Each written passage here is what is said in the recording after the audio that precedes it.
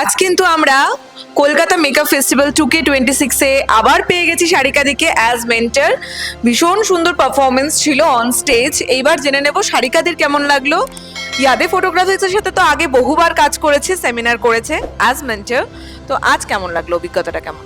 প্রত্যেকবার আমি আসি, প্রত্যেকবার একটাই কথা বলি যে ইয়াদে ফটোগ্রাফিক্সের সাথে কাজ করে ভীষণ ভালো লাগে, ভীষণ ভালো এক্সপিরিয়েন্স পাই, পজিটিভিটি পাই।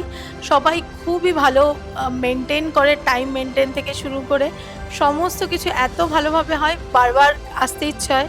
একটা ফ্যামিলি হয়ে গেছে, কারণ প্রত্যেকবার আস্তে আস্তে সবাই এত মানে আমার সাথে পার্সোনালি, আমি আমার পার্সোনাল এক্সপিরিয়েন্স বলছি, আমার সাথে সবাই খুব ভালো বিহেভ করে।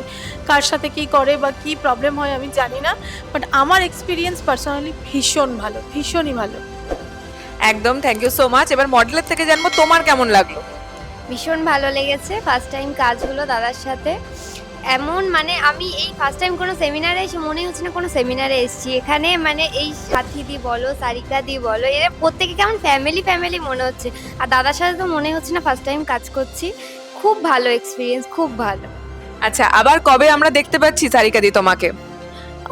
কবে বলতে এক্ষুনি এটা থেকে সবে শেষ হলো, তো আপাতত ইন্দ্রনীলদার সাথে কথা আছে। শিলিগুড়িতে যাওয়ার আমার খুব ইচ্ছা, তো দেখা যাক শিলিগুড়িটা কবে ইন্দ্রনীলদা আমাকে ডাকে, সেই জন্য ওয়েট করছি।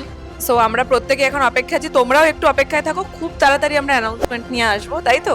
আর ততক্ষণ অবধি আমাদের কাজ ভালো লাগলে লাইক কমেন্ট শেয়ার করতে ভুলো না। Thank you so much.